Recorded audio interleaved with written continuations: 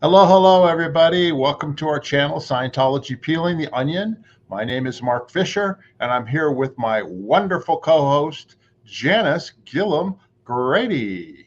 Aloha, Good- Janis. Aloha, Mark, and good day, everybody. Um,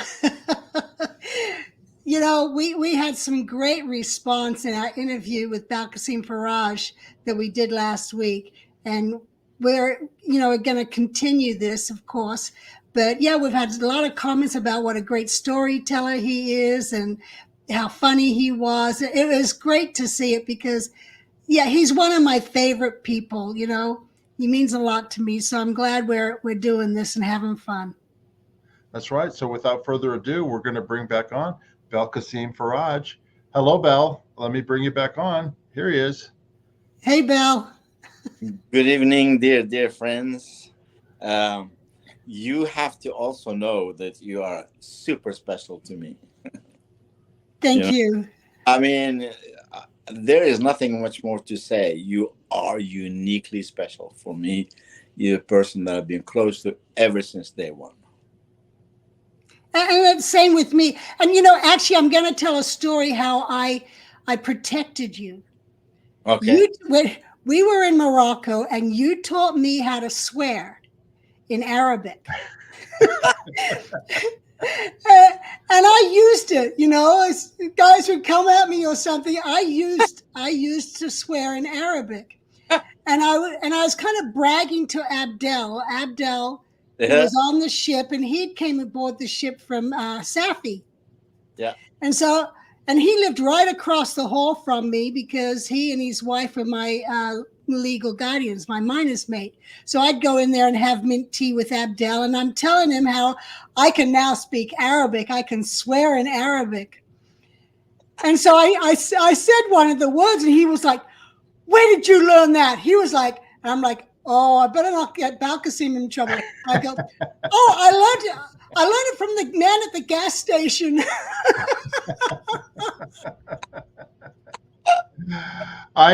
You knew Abdel then. Abdel was on the ship. I knew Yeah. Abdel really well in Clearwater years later. He was a good friend. That's great. That's great. Yeah. Oh, yeah, yeah, yeah. Yeah. Hey, Belkacem, one thing that people ask was, where are you from? What country are? I know you're in Morocco right now, but where were you born? Where were you raised? I was born and raised in Algeria. Okay, And That's where he came aboard the ship. right, that's right, why right. I live there. That's right. Now Yeah. you wanted to. We last time when we ended off on part one, we were talking about how you were one of L. Ron Hubbard's personal auditors and did some of his counseling, and you told stories about that. But there's some things you wanted to mention and add to that, right? Yeah, well, after last interview, I remembered that the reason why I was asked to was called upon to audit him is, first of all, there was no other, except for his own son, there was no other higher trained auditor than me around at that particular compound we were, because there were several compounds. And the compound where we were, so I was the closest. And I don't have any folder. I mean, he is LRH. What kind of folder is going to give me a folder? He's the CS. He's everything, right? So he gave me a little folder with just a little sheet on it. And when I read it, remember, it said, I don't know, I'll explain it. Run GF40. GF40 is an ACOB bulletin of a green form, and it has 40 items, and you have to read out the items and see where there is a needle reaction of Right. significance. And that would be the area of charge that you need to treat. And you need to, flatten and go through on VGIs and move on to the next one. And so, because it's very long, I remember that at the end of the first session, we ended up, because he was feeling a little bit tired, with VGIs, happy, and then we did another one. So that's, I just want to remember, I had to audit him on the same physical uneasiness he was going through at the time 5 times. But then afterwards, it was fine. The 5th time was very short, with just to clean up something, and that was it. Just so people know, VGIs means very good indicators. Yes, that's true. Means, Somebody hey, was hey, wow, I feel great. Happy PC, happy pre-clear. And these are bad indicators. Bad indicators. Neither a pre-OT. He was the OT. Did he ever critique your auditing? Like, did he ever say afterwards, like, "Oh, you did that. You're a really good auditor," or your assessment TRs are really good, or anything like that? He graded it and he just showed it to me. And he said, "Very well done. That's it." And then he boom.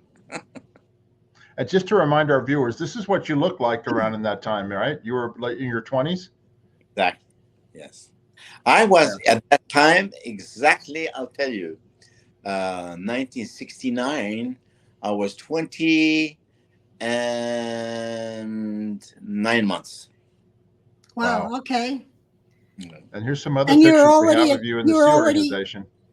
Yeah, but you were already class 8 at the age of 20. Huh? You were class 8 at the age of 20. Yeah.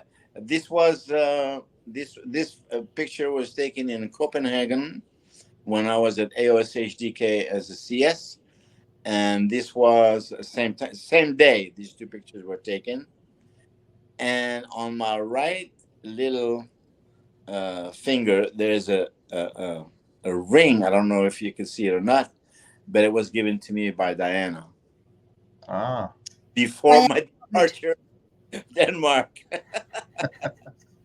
Before you were booted. Before he booted me, not before I was booted. Before he booted me. We're going to get to that. We're going to get to that story here shortly. But Janis, you wanted to tell a story about one time when Bell actually rescued you guys, or what happened? Yes. It was a Liberty Day, and it was myself and Annie Tidman, who people know as Annie Broker, and Jeanette Thorntonberg, and Belkacem, and the 4 of us had all gone into town in Casablanca. And we were now heading back down the main road, and the dock is right there, and the custom guards and everything. Anyway, we're walking down, and suddenly this gang of guys show up from nowhere, and they're drunk, and they got chains and knives and broken bottles. And they surround us. And Belkacem's like, just keep looking ahead, keep walking, head for the gate, to the dock. And, don't bother them. And it was like they came up and try and put arms around us girls.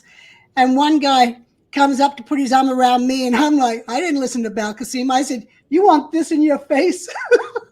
And he backed off. But the rest of them were all going. And Belkacem starts arguing. He figured out who is the leader. And he starts arguing, or he's speaking Arabic, and it sounded like arguing. I had no idea what they were saying. Anyway, and Belkacem just kept telling us girls, just keep going straight. Do not look back. Well, we did look back just in time to see Belkacem slug the guy in the stomach. And as the guy is coming down, he then hits him in the chin here and sends him backwards.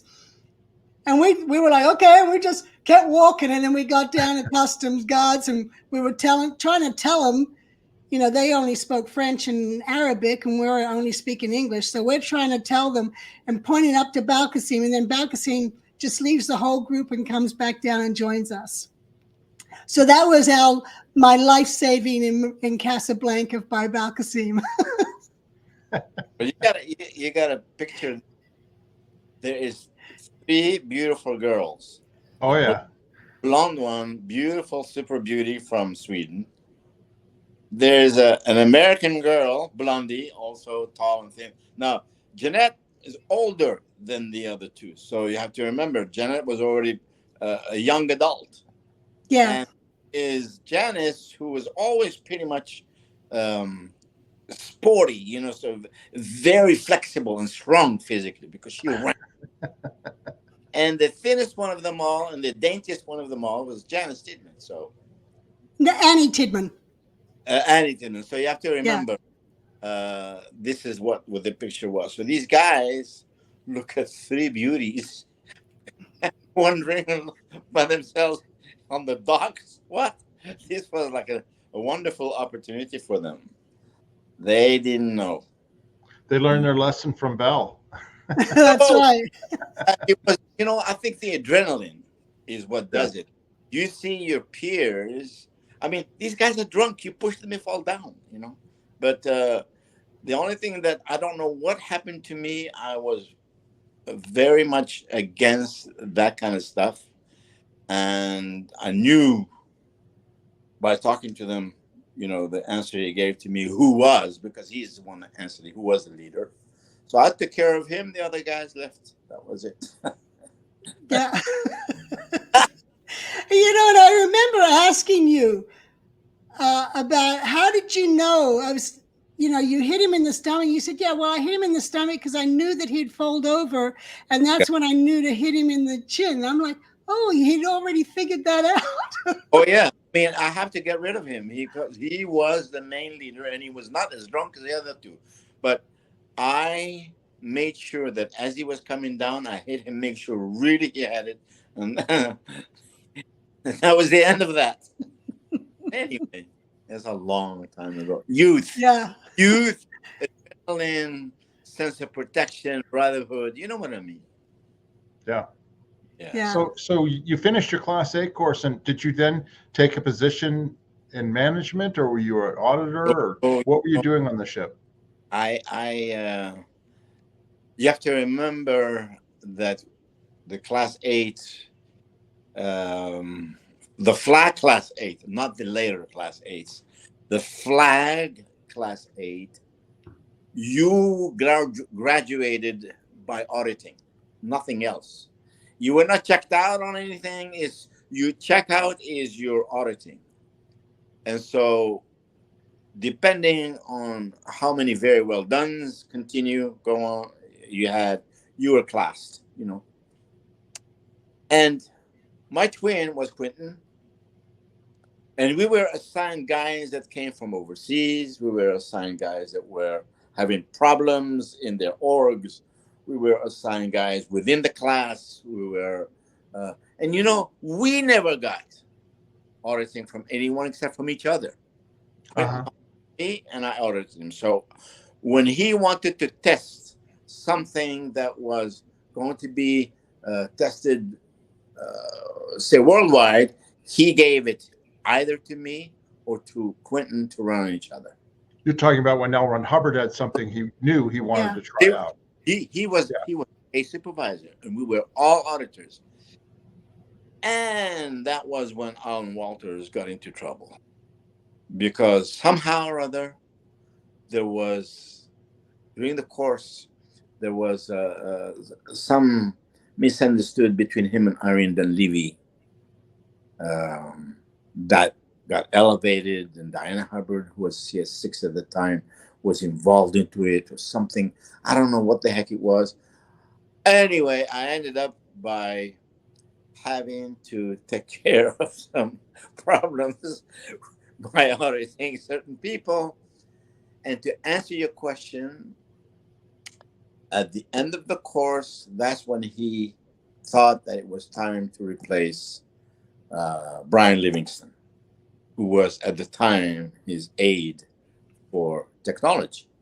And Brian was a miserable person in that course. He was unhappy. He didn't do well. He got into a lot of trouble with LRH because of that. And he just told me,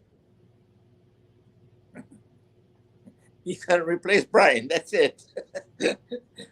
Nate Jessup at the time was CS4.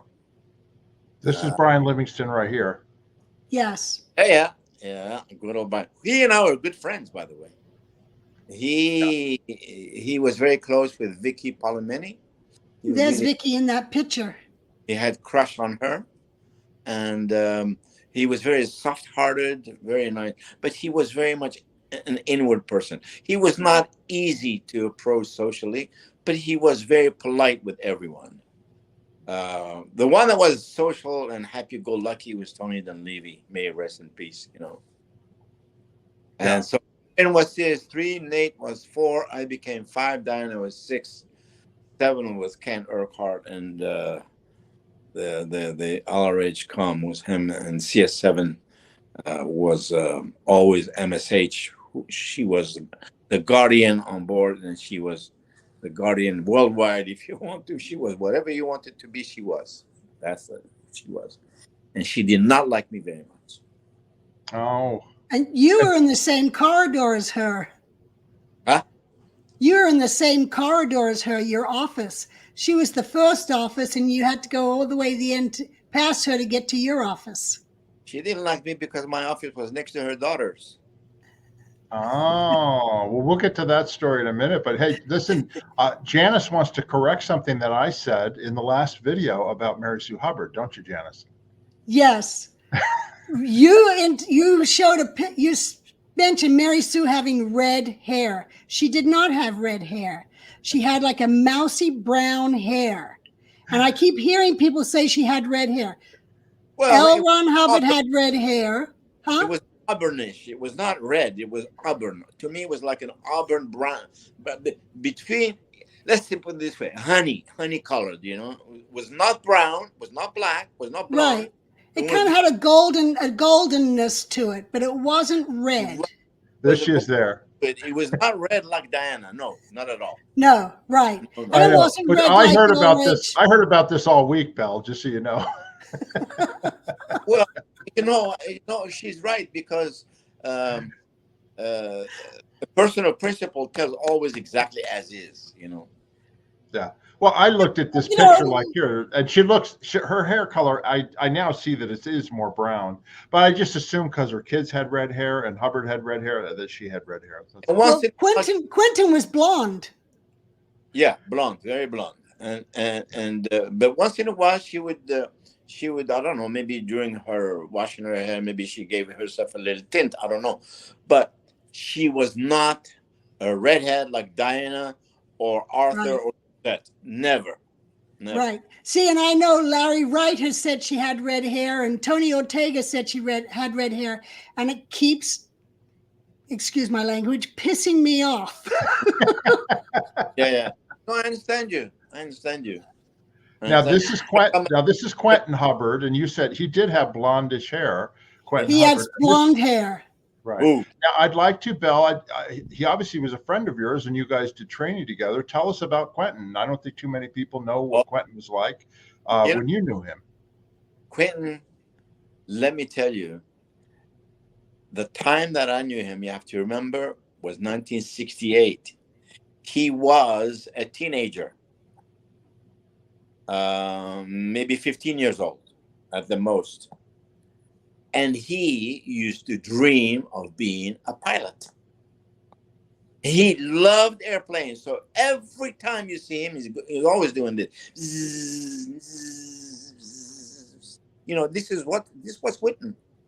Even coming out from a session, he would walk behind the pieces. He got into trouble for quite often because of that.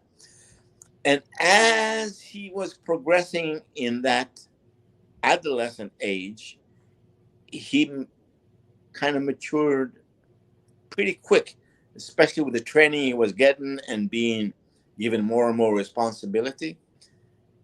He always was a very soft-spoken. He was very kind with me. He used to tell me lots of his personal stories. And he never felt that he was loved and cajoled like he should be by his father. But then he said that that's because the way he is. He was much closer to his mom than he was to his dad. Um, he was not. He was friendly with many girls, but he didn't have a girlfriend per se.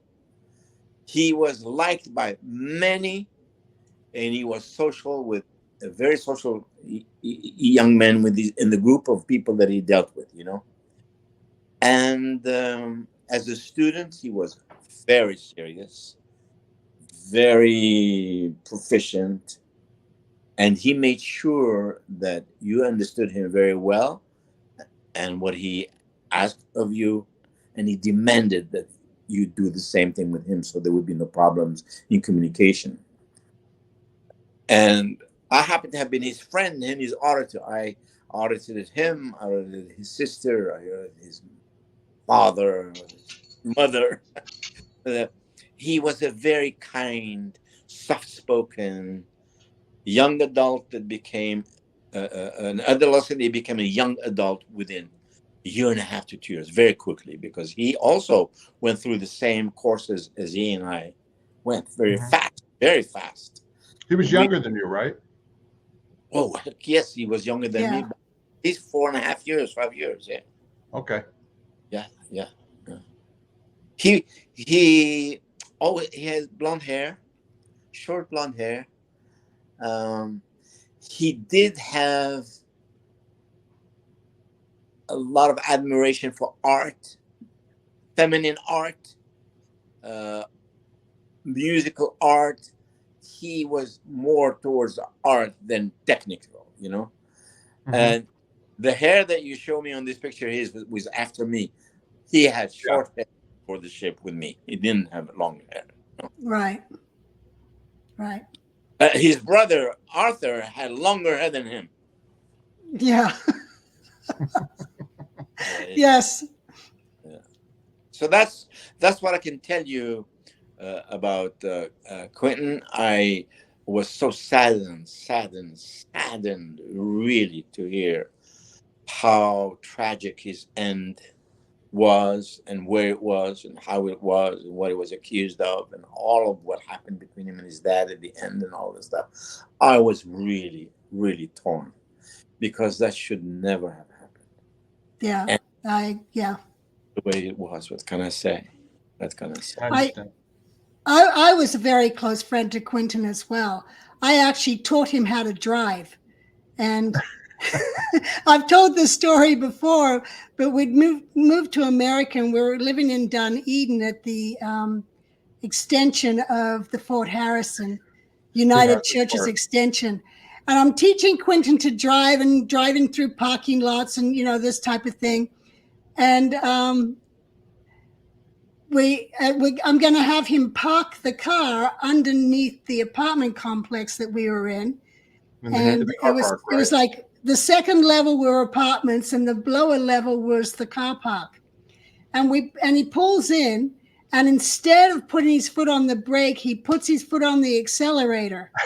And I'm like, no, stop! As he hits the wall, and the whole building shakes. And we're in the parking space directly below LRH's office. So LRH is like, what's going on? Earthquake, what? You know? Anyway, both Quentin and I got assigned a condition of liability together because of this. Definitely, that is the right condition.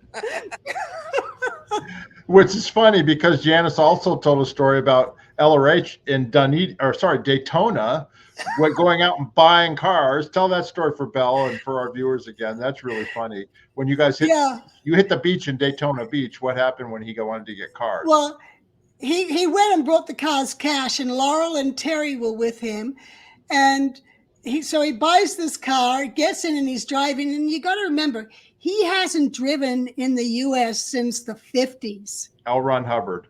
Yeah, I know. Yeah, you know, and when he was in New York in 73, he didn't drive. You know, Paul Preston drove him places if they drove anywhere. Anyway, so LRH starts going up the off-ramp. Yeah, and Laurel, on the freeway. You can start going up the off-ramp the opposite way. Get on the freeway. And Terry and Laurel are like freaking out, cars coming, sir, we're going the wrong way. Yeah, Oh my gosh. crazy. Very wow. She was still young at that time. Yeah, So well, at very the time, she was probably about 20, 21 at that time. But, Laurel, but not we never learned to drive until we moved to America. On the Yeah, ship, we had no reason to drive. So at 19, I still hadn't driven. you drive on the ship, except the ship. You drive the ship. Yes, indeed, that was true. Yeah. Belle, did you have it? I forgot to tell you last time that because Mark had asked me about the course. What did you do when you first joined the ship? Well, besides going to classes, I had to do my able-bodied seaman check sheet. That's what I was just going to ask. Right. Go ahead. And I was trained to be a helmsman, and I was a helmsman at one point. Ah. And then a radio operator with Mike Maurer, may he rest in peace. Also, that guy, amazing. No, Mike Maurer was still alive. Mike is still alive. Oh, yeah. Phoebe then. Phoebe, you're thinking his mother, Phoebe. Yeah. Yes. That guy was, no, that's an OT. Mike Maurer is an OT. Definitely. He's adaptable to every environment, and he moves in it just like he's been there forever. Yeah, was a nice guy. I liked Mike. I was trained by him and by Ron. That's him right there, right? That's him. Indeed. He had full lips. I remember that so well. You remember his lips? I remember his Mike Maurer. Very first thing that struck me about his facial features, that his lips were very full. And now I remember also, after last time, I remember the first name of that young man that used to bring the telexes late at night. His first name was David, but the last name I don't remember. And he was American. David Rapp? Maybe. Yeah, David Rapp. Yeah, that's him. That's it, David Rapp. I remember his first name afterwards. I can see his face so clearly. His face was eaten up by either eczema or pimples, dried out, something. And his hair was always greasy. And, he was always like in fifth gear overdrive, no matter when you met him. Was always in a rush, always. Well, that could describe several different men on the ship. But he was a very polite, nice man. Yes, he was. Very nice guy. So Belle, if you were a trained helmsman, did you ever steer the ship? Yes. We had watches, and I did my watches as well, 4-hour watches. I did, yes. I remember a time, my God. We were going through to Portugal in a storm, and the ship was going like, the mast was going almost. I don't know if do you remember the time when the glass broke from the waves, and we had to put all kinds of stuff against the windows so the water doesn't come through? Do you remember that? In the dining room. Yeah, and they had Deck dining room. And they told us to wrap ourselves around the waist with the same rope, and so because the ship was going so badly, and oh God, was listing, starboard, port, starboard, port. And I happened to have been at that particular time on the helm, and somebody came and he said, "Move off." That means L. Ron Hubbard, the Commodore, told him to move over and took over the helm. And there's all kinds of, going down to, remember the chief engineer at the time was Murph, and then he had a very Indian looking guy with thick mustache, green eyes, with a broad voice, and he was the boyfriend of Zelda Engel. Do you remember Zelda Engel? Yeah, you're talking about Sheldon Rizal? Yeah. Yes. Janis Yeah. will remember. Just He was give her whoever the boyfriend or girlfriend sending is. She'll all figure out the kinds other of one. orders. Hey, fall. And we managed to get out of that storm. Ah, my God. It's amazing, Belle. It's amazing nobody got killed on the Apollo at sea. You know what I mean? Yeah. It's just amazing. Nor only the Apollo. What about the smaller Athena and then the Enchanter? I had the misfortune of being sent on a mission on the Enchanter to the island of Messina with Guy Elstringham as a pilot, as a captain. And we hit a storm, and my God, I didn't have a stomach anymore. I was just thrown up all trip. Oh, dear. Oh. Yeah, the Enchanter in those rough seas, the poor thing. It was like, whoa. It was a sailboat. Just so our viewers know, the Enchanter was a sailboat with a single mast, or it wasn't like a big ocean liner. Yeah. And it only held maybe 6 people max. It was Guy Elstringham, Fred Pear, myself, and I don't know who came with him. I think either Bob Young. Huh? No, Bob I Young? think Ferradj was also on that mission, and someone else I forgot. I'm not so sure about Baron Ferradj, but I know there was Fred Pear, Guy Elstringham, me, and 2 or 3 other guys. I don't remember, but I was so sick. I remember that very well. Well, I just want to interrupt briefly just to tell, if you'd like to hear more of these stories about life on the high seas, order Janis's book, Book 1, A Child Adrift in Scientology Sea Organization, where you will hear lots of stories about crossings and being on the ship and all that sort of stuff. And you can order it down below on our merchandise site. So anyway, I just wanted to mention that. I recommend it. Truly recommend it. I personally have those books on my phone on Kindle, and I very often go back and read and see. Oh, really? Oh, yes. I got them on Kindle. Right from the beginning. Yeah. From the first time you published them, I don't know, 3 years ago, 4 years ago? No, it was 6 years ago, 7 years ago. Long time ago. 7. And I got them, and they're on Kindle. I remember going through, and you told me to make sure to read that part. Anyway. Well, Bill, if you don't mind, can we move on to, the story about Hubbard and Diana and all that sort of story? Why don't you go ahead? I don't know the story at all, other than the end result, but go ahead if you want to start telling. Janis, can you get him started? What do you want me to tell you? I don't know. Well, you were CS5, so you were up on the promenade deck, and Diana was CS6 on the promenade deck, and she actually used to hang out with Nate Jessup before you came along.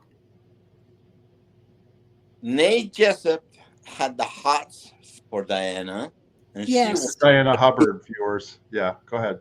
Was very aloof with that. She didn't have anything but except friendly feelings towards him, whereas he really was hot for her. Oh, yeah. He followed her like a puppy dog. Right. I came along. In the very beginning, she didn't pay much attention to me. But then, as we kept crossing each other on the ship, the chemistry started to build, and it was visible more to Nate, and Nate hated my guts. But anyway, long story short, we ended up by going to Casablanca. Had to do some work on the ship. We were put offshore. Some people in this area, some people in this area.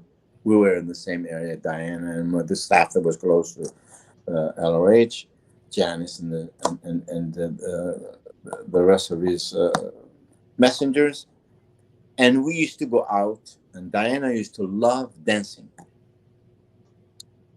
We went dancing in a club on the coastline of Casablanca.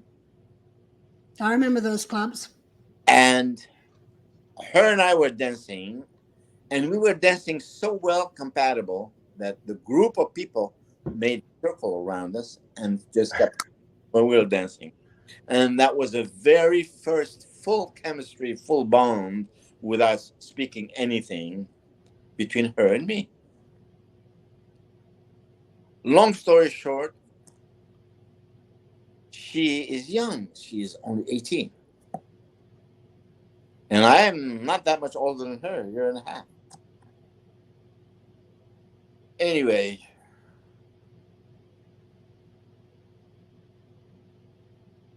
You got in trouble.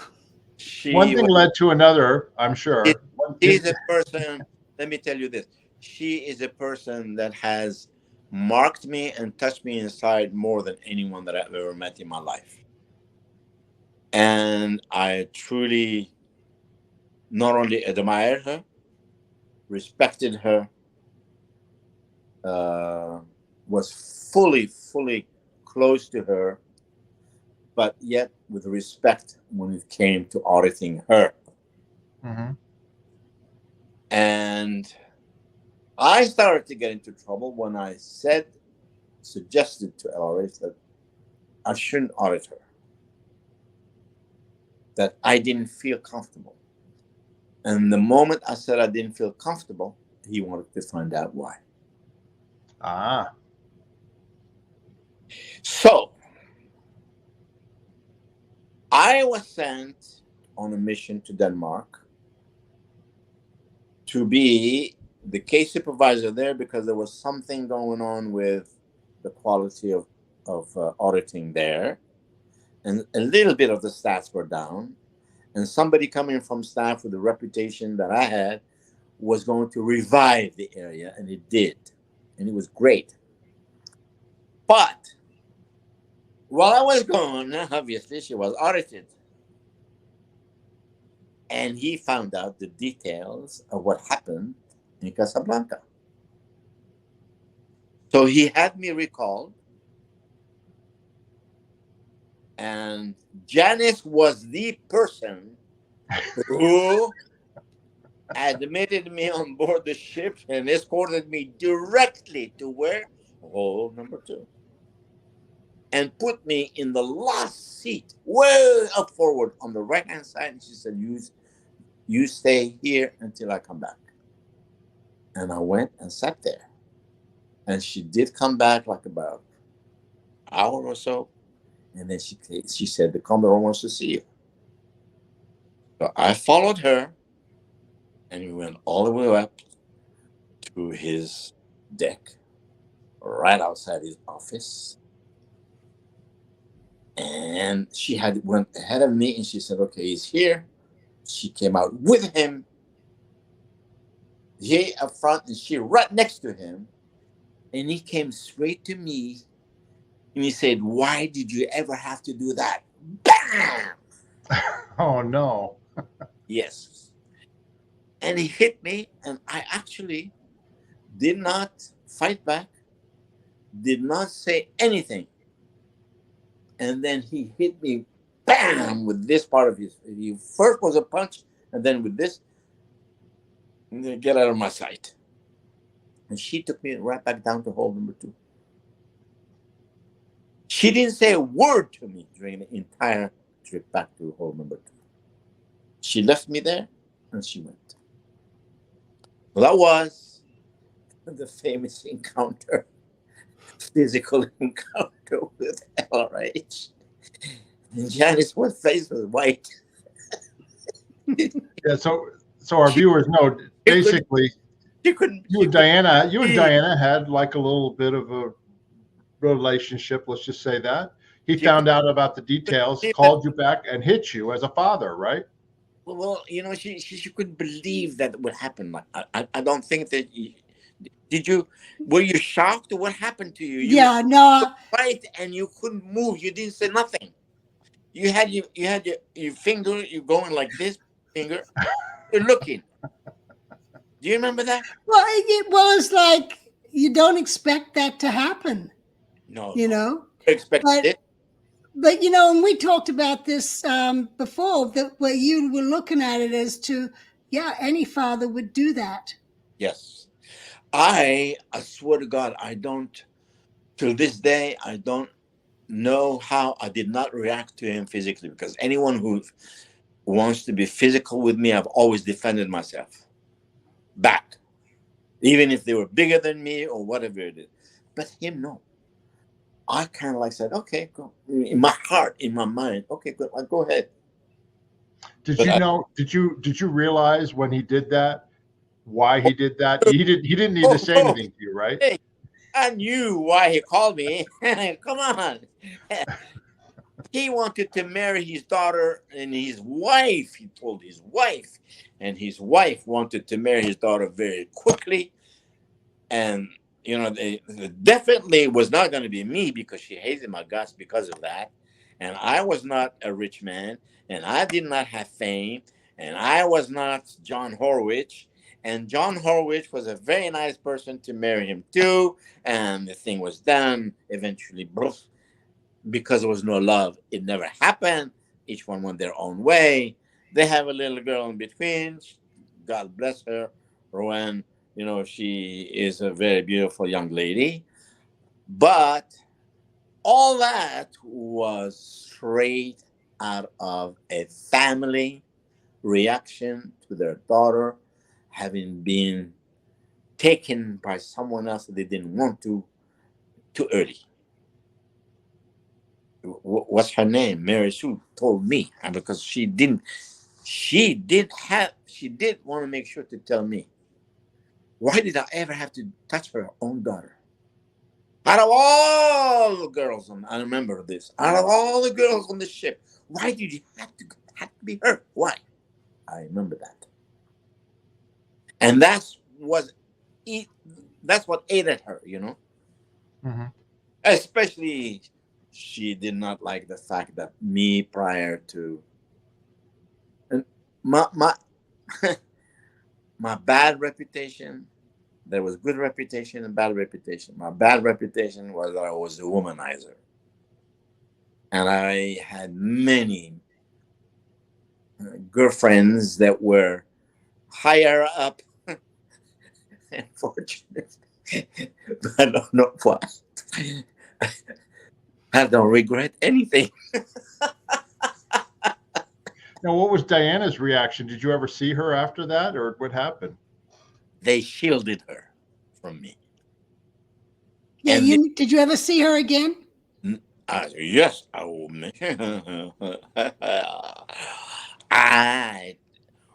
They shielded her from me, and they didn't want her to have any communication with me whatsoever. And Diana is very loyal when she makes a promise to her parents, especially to her father. And she made that promise that she would never get back in touch with me or come near me, especially to her mother. I'm very sure. So I never saw her aboard the ship. I left. They sent me back to Denmark, demoted from case supervisor to Class 8 auditor, which was the best thing that could ever happen to me as far as position is concerned. But my heart was broken. Right. She had given me a very special ring that had an amethyst in it. And I wore it all the time, all the time. And it's right there on my little finger in that picture. Anyhow, after I left Scientology, I kept looking for her. I keep till this day asking Janis where she is, where I can find her. But anyway, I looked for her, and I heard that she was in Florida in this place called the Flag Base in Clearwater. And I was at the time living in New York. The year was 72 or 73, I don't remember, something like that. I went to Clearwater, and Ken Delderfield is the very first one that I ran into. He was preparing some kind of courses or audio tapes, lectures to sell. And she was in the compound. Her daughter was 3 or 4 years old. Well, that must have been 82, not 72, because we were still on the ship in 72. Yeah. That's what I meant. What I'm talking about. Right. Yeah. In early 80s, either 2 or 3, I don't remember. Right. And I asked Ken, is Dinah around? And as you know, Ken, he is from down under. And I don't think it's a very good idea for you to want to see her. No, but I think that she would want to see you. You just tell me. She said, yeah, okay, I said, thank you. I asked and I found where she was. And I went down the stairs to a place area where she worked. I don't remember the place very well. I don't know it. It was just like one afternoon, early, before dinner, I remember. And there she was. Like maybe 3 meters away from me, sitting in the desk, and I looked at her. And she looked at me and she said, what are you doing? No. No, I can't talk to you. No. You must leave. No. And she disappeared. Never saw her since. Oh, wow. That was, and I come out and I went back. I never stayed to even try to find any other friends that were there. And I'm sure there must have been. And I went back to New York, took my car from New York and moved to California. I drove across country by myself thinking about that incident. And that was the end of my story with Diana. I understand. Well, thank you for sharing that with us. We appreciate it. I did not know the story other than just the part where he hit you. But what happened after that? You said immediately, did they send you back to Denmark? Is that what happened? Yeah. The next day. So they just flew you down there for that confrontation, and then we were at sea. No, not the next day. About 3 or 4 days later, because we were at sea. We arrived at some port, Setúbal or Lisbon. It was Portugal anyway. Right. Either Setúbal or Lisbon or Funchal, one of those 3. And my plane ticket was given to me. The whole thing. Boom. Go back to Denmark as an auditor. And I went back to Denmark, and they trusted me enough to go back. Nobody came with me. I went by myself. And it's not like when they sent me on a mission with what's his name, that supercargo from New Zealand, Barry Watson. Yeah, that was the time when they sent us together. But for me, I went back to Denmark, and Nan Starkey was so happy to see me back, because everybody in the org was asking, where is Belkacem? And there was a lady there who was a Class 8 auditor, also from your country, Janis, Margaret Chalmers. Yes. Who fell in love with me. And so she was very sad that I was sad. And she took me kind of under her wing and rehabbed me. And there was also Marie Passmore, a Class 8 auditor from Czechoslovakia, who was very, very, very close with me. And there were 2 beautiful Swedish girls, Liz Crisell and what's her name? Ragnhild Weber. Those I 2. didn't know them. And I was an auditor there, and I began to be rehabbed, humanly, and you have to understand something. I'm very affectionate. Yeah. Very emotional, and that was a true love. It was not it was just like you would describe it in the movie. Beautiful, right? but so it didn't pan out, and it was a very difficult time that I went through a little bit. But I was rehabbed. Actually, I was rehabbed. I was audited on that quite a bit. I was by Marie, and I was rehabbed, and people started to want to be audited by me, caused a lot of problems at the org. Everybody, no, no, no, I want to be by me. And that flipped me. And I started to taste money because I met a guy, his name is Nikita Parais. And he was a pre-OT at the org. And he came from Greece specifically to be audited by me, and he brought tons of money and booked, rented a beautiful house. You want to stay in it and do all the grades as long as I audited him. And it was a lot of money. But he had one request, that it had to be me.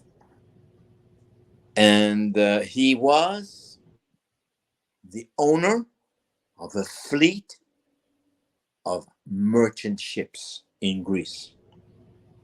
Okay. So he had brought with him from England. He was at AOS, East Greenstead, grade 6. Then he came over to the org, and he brought with him his Jaguar from there, an XJ10 silver with burgundy interior. I will never forget, because he let me drive it like nothing. He'd take it, do whatever you want. And that man actually financially corrupted me. And I fell for it. And I started to taste a lot of money. I'm talking about lots of money. 1970, to have $4,000 or $5,000 in your pocket is like the equivalent of having maybe $50,000 today. Yeah. And he, showered money and gifts on me. And then he said, look, I don't want to come and give the money to the org anymore, just for nothing. What I want, I'll do the auditing there, but you become a friend also. I just want, I love you. I want to be with you. And he was maybe like about 42 years old, and that's all tall, very dark, very handsome man. And there's this little 20-some-year-old guy who came in there with all this baggage and story. And I didn't want to be at the org anymore with all that money. And not only that, that's when I met my very first wife. Edie Friday. Yes. Your very first what? Wife. Oh, your wife. Oh, okay. I was birthed on the Athena, who was parked down at the harbor in Copenhagen. And all I had to walk was one boulevard going up, and the AO was on a street called Vesterbrogade. I will never forget it. And underneath it, there was a discotheque. And the org was a little bit upstairs. And I was wearing my uniform, of the Sea Org uniform, and I was coming up to go to the org on a Wednesday morning of the month of October. I don't know what day, but it was near my birthday. I remember that. And I was born on the 12th of October. And there is, I'm going up, and this coming down, this blonde girl with Edith, and this brown hair, big-eyed, big-boobed girl, and that was Rebecca Jessup. Okay. Compared to her, I mean, she was big. But that's not what attracted me. What attracted me was this beautiful, long, blonde hair with shimmery hair, wearing an outfit that was like a net. You could see everything. But she was beautiful. And we crossed, and she stopped. And she said, are you from New York? And I said, yes. And you? She said, no, but I'm a Scientology. And by the way, my name is E. What's your name? And I said, I am Belkacem. Ha! You're Belkacem. Yes. You know me? Oh, yes. I said, look, I'm going to work. And today, it was a Wednesday. And I said, look, do you like music? She said, yes. I said, tonight is ladies' night in the discotheque in the bottom of the area. You want to meet there at 9 p.m.? She said, yes. And that's how we met.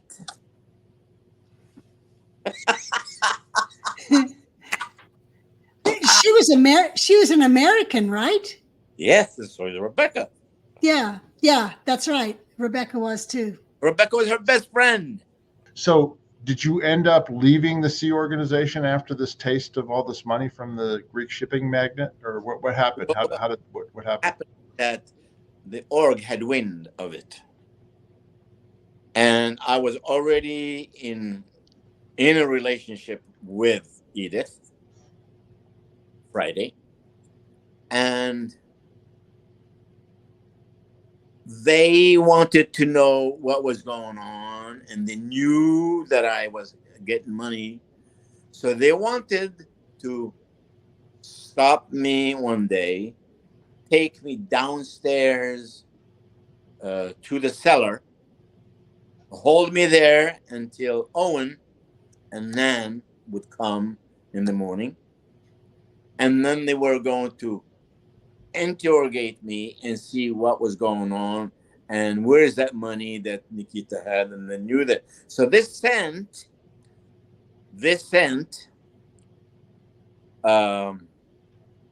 the Swedish guy, very soft spoken. My God, his name is on the tip of my tongue. He was in the galley working a long time. And Steve Phillips. Sven Peterson? No, Sven was Swede with long. I'm thinking of Swedes in the galley. I know Sven Peterson at one this point. guy was. Okay. Anyway, he was not much of anything. Steve Phillips was a little bit of a guy. Yeah.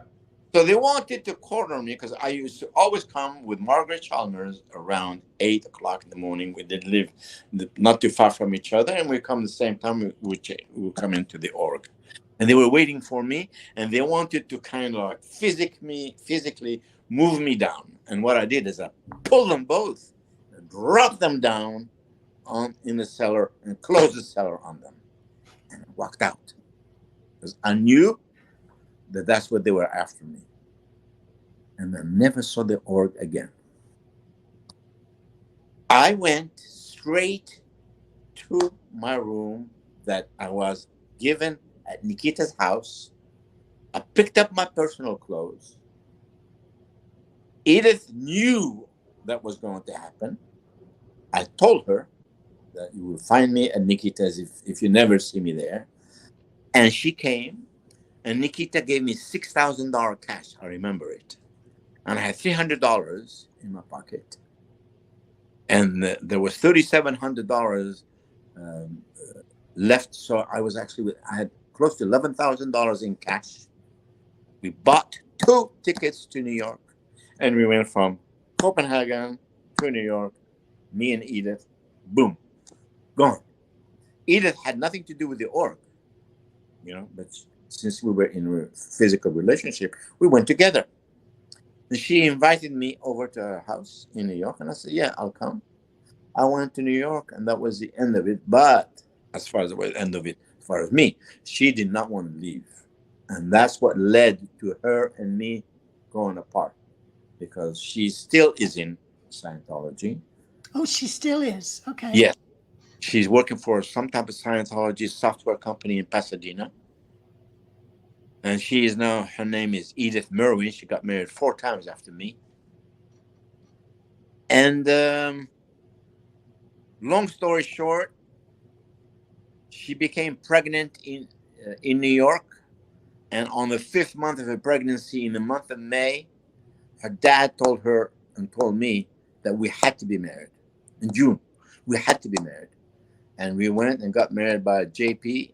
And our daughter, Amina, who still is in Scientology and lives in Dublin, Ireland, was born the 1st of December, 1971. Wow. And I never saw, we divorced about 6 months later because I didn't want to come back. And she stayed. And she was a freelance anyway outside. So She had ties with AOs, and she would be an outside auditor, and she kept that relationship, and I cut off everything. And then I met with Dick Laddie in Florida. I heard that he was in Florida. I went and visited with him. He was a swimming instructor. No, not too long ago. He was in love with some kind of a lady in the Air Force. Not too long after that, he died of cancer. Right. And that was, from me, the end of all my ties for a long time. In 73, finished. So Yeah. that was the end, until I went to look for Diana in 82 or 83. Right. Can I ask a couple questions? These are common questions. Like, when you left to New York, did they come after you? I mean, did they want to try and get you back? Edith told me, look, we're both declared, but I am going back in because there's a mistake. I have nothing to do with it. You should come to the MAA and tell them. I said, no way. And the most that I said I would do is go and visit the MAA if he wants to, but outside the org. And he never wanted to. But I wanted to see my daughter. And I was going to say, that's the next question. When they went back in, did they disconnect from you? You couldn't talk to your daughter and all that? Yeah. Searching for my daughter, Amina, and I kept on searching for her. And guess when I found her? I found her in 1984 by tracking her through the Commodore org, which was in Los Angeles. And I went there and I took with me her birth certificate, some pictures of her grandpa, grandma, and her mom and her, which was a baby, with me in New York, because it was North Tonawanda, New York, where she was born. And I asked one from your group in the Commodore org at AO, you were not there. And they said, there she is. And can you call her? And then she comes, beautiful little girl, maybe 12 or 13 years old. And we sat. She looked at me, she said, who are you? I said, Amina, I'm your dad. She says, what? And we sat on the pavement. And I showed her birth certificate and her pictures and everything. She said, she came closer and became crying. She said, why did my mom tell me you died? Oh, dear. I said, I don't know why she. And I said, look, I don't want to be around here to cause you trouble. I'll come back and pick you up if you want to. We'll have dinner together. She said, fine. And I arranged, I had a Datsun 240 S6 red one from the state of Washington that I brought back with me. And I was supposed to go and meet her at about 6 or 6:15 to go to dinner. And when I go, it was on Fountain Avenue in LA that I was supposed to go pick her up. And there's all 4 or 6 guys waiting for me to kind of, because she must have called the mom and told her, how come you told me that dad? And he came and he proved to me that he was and all this stuff. And they were waiting for me. And I just ran right into them and they just moved off. To this day. So you haven't seen her since? I haven't seen her since, but I spoke to her in 2005. I tracked her down, and she was in Dublin, Ireland. She was married, and she had a little girl called Roxanne. And I spoke with her, and she said, what are you doing? If my mom knew I was talking to you, I'd be in big trouble. Please don't. Please don't. Understand. Please don't. She said, we're still in Scientology. I can't. Right. I'm sorry that happened. Oh, tell me. I followed her on Facebook till the year of 2010, 12, and then she no longer appeared. I called her on the phone. She said, no more, please, Dad. But that phone number gone. Right. And then the very last that I ever had anything to do with her mom is that I tracked her mom down to Pasadena. Somebody gave me her phone number. I did call. It was an answering machine. She never called me back. Right. But Now you got remarried after that. Yes. And had another daughter. Yeah. Yes. But you didn't raise her in Scientology or anything like that. It has nothing to do with it. She knows nothing about it whatsoever. Right. Where did you settle after you left in New York? Where did you settle, and what did you do? I mean, you obviously you become very successful. I don't know what your career was. I went to LA, and I was heartbroken and lost for about a year and a half. And then on Mother's Day weekend of 1973, I got recruited by a company out of Torrance, California, who was a manufacturer of outdoor electric science for private businesses, and I undertook training with them, and I worked for them for a period of about 5 years, traveling all over the United States and selling electric science and making lots of money. And then I went and worked those days. If you remember, there used to be the phone books, the yellow pages. Oh, yeah. And then I went and worked for GTE, who is now Verizon, who had a lot of phone books throughout California. And I worked for them for a long, long time until I went and the Macintosh came out, Apple computer. And I said, that's my future. And I went and worked with Apple all the way till 1989 in the desktop publishing because of the languages that I speak. So we gave lectures on how to do, how to print, how to typeset, how to do this. It was great. And then I accumulated enough money and went into business for my own. And I went in business for my own in the import-export business since 1989 until I retired. Wow. Now, what languages do you speak? I speak, obviously, Arabic because I was born and raised in it. Right. French by education, English by education, and Spanish by residence in California. Okay. And hold on, you got one more too. You speak Scientology too. You speak Scientology too, so you speak another language. Oh, I speak that with my eyes closed. And someone in our questions from the last interview asked what your religion is now. I was raised in Islam, but I did not practice the religion at all until 1994.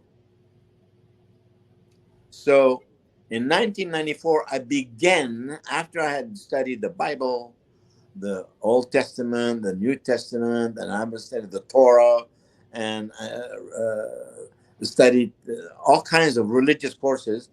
I then finally tackled Islam, which was a little bit difficult for me for a while, but then afterwards I got used to it.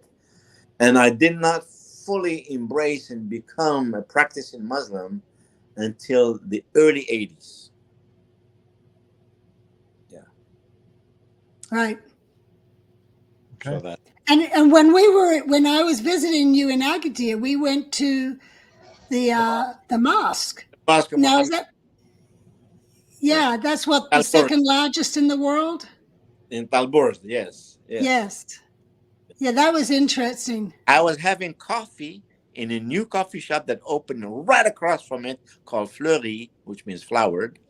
And I actually remembered you and you in the group that I brought you back from that hotel that you went to see, Hotel Moderne. Hotel Modern. And brought you back to the group that was taking photos, if you remember. That's right. That's right. Yeah. Okay. Well, all right. I'll tell you, Mark, you have to forgive me. Janis is a person that I met in 1968, and we are 2024. So 32 plus 24 is 56 years. Yeah. And, I am 76 out of 56 years. Can you tell? You can do the math very quickly that I spent more time knowing her than anybody else. Oh, probably. I met her in 78, so I've known her for 46 years. So there you go. And that's, as you can testify, once you know her, she's a very difficult person. kind of forget or ignore or never follow. She's just like a magnet. Yeah. Well, And thank you. something very special about her that does not exist in her sister or her brother, but in her mom. Thank That's you. great. Yeah. Yeah. Well, a lot of people call her the Oracle because if you need to find out where somebody is or what happened to them, just call Janis because she'll know. I call her the archive.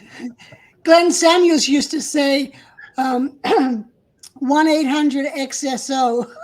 Yes, but I tell you what, they're right. All of them are right because you have fantastic fortune at a very young age to have the age where you actually absorb everything, to witness things that nobody at your age ever witnessed. Never, Right. ever. Even if they were billionaires, they were never exposed to the excitement, the adventure, the love, the shock, the stories, The all of these. responsibility. Huh? The Huh? responsibility. She had Oh, tremendous responsibility at a young age. she never felt she was responsible. She just took it like there was nothing, man, for You her. know what I mean? No, but I meant like she had big responsibilities. She could order captains and commanders, and they would have to say, yes, sir. I know. I know. And of course, you know that she's the one who, when they bought the Freewind ship, who did they send to the ship to make sure it was all set up and running? Janis. Hers truly. Thank you so much. You do not know how much I love you. I do. Thank you. Times I had the fortune to know your late husband, who was so dear to me and so helpful to me. I had the fortune to meet your mom and spend good times with her Yep. many times. I met Peter when he was an engineer on the Athena, and I loved his blue eyes, right? And his overalls, gray overalls with dirty hands, with greasy hair, but very good looking kid. Yeah. Not he is now. Don't tell him. And Terry, what can I say? Terry was such a sweet little, soft-spoken, and look how she's become now. Yeah. How about her father? Did you ever meet Peter Gillham Sr.? Yes, at his birthday, 93rd birthday. Oh, that's right.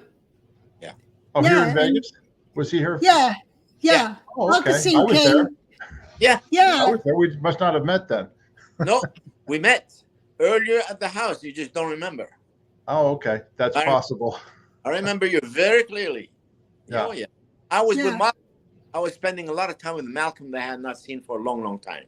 Ah. Well, and this, and also you with Steiny too. I was spending a lot of There. time with Malcolm and with Liz. Yeah. Yeah, Steiny, we spent time together remembering a few laughter.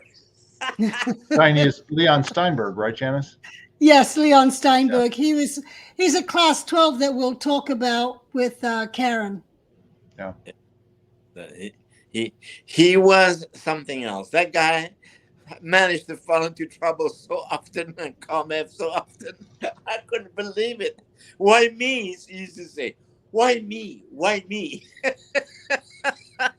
Yeah. He was very close friends to Mary Sue. Yeah. Yeah. She loved him. Well, we're gonna end off here. I think we've kind of finished telling the stories here. If it's all right with you. Ever. Okay. If you enjoyed this, to our viewers out there, please subscribe to our channel. Hit that like button. It really helps us get the story out. You know, Belkacem has great stories, and we have lots of other people that we've interviewed as well. So please subscribe to our channel. If you have any questions or comments for Belkacem or us about this, just go down in the comment section down below and write, and we will answer them. We got great comments on the first one, and some good questions too. So anyway, please do so. And then if you'd like to support our channel, you can buy us a coffee. There's a link down below. You click on it. You can buy me and Janis 1, 2, 3, 100 coffees. It doesn't matter. It's just a way to donate to the channel. And we appreciate any support that you might want to give to us. And then finally, if you'd like to become a member of our channel, just click on the join button. Right next to the subscribe button, there's a join button. And there's some extra benefits that you can get. And you can be it's another way to support the channel. And so if you're interested in something like that, there's a little video when you click on it, which describes the different membership levels. So we appreciate any support from everybody there. Janis and Belkacem, have you guys got anything else before we end the show? Thank you, Bel, and I love you. Thank you so very much for this opportunity. I hope I answered people's questions. I hope I answered met your expectations about this interview. And Mark, thank you very much for being such a great director. Oh, no problem. I enjoyed it. I learned a lot. I can't wait to see you guys in Vegas again or here in Morocco. We never know. Oh, absolutely. You never know. I might just show up again. Hey, welcome. Marhaba, like we say here. There you go. All right. All right. Until next time, stay on, Bel. Bel, don't hang up. But still next time, everybody. We'll see you later. Bye-bye. Bye. Bye.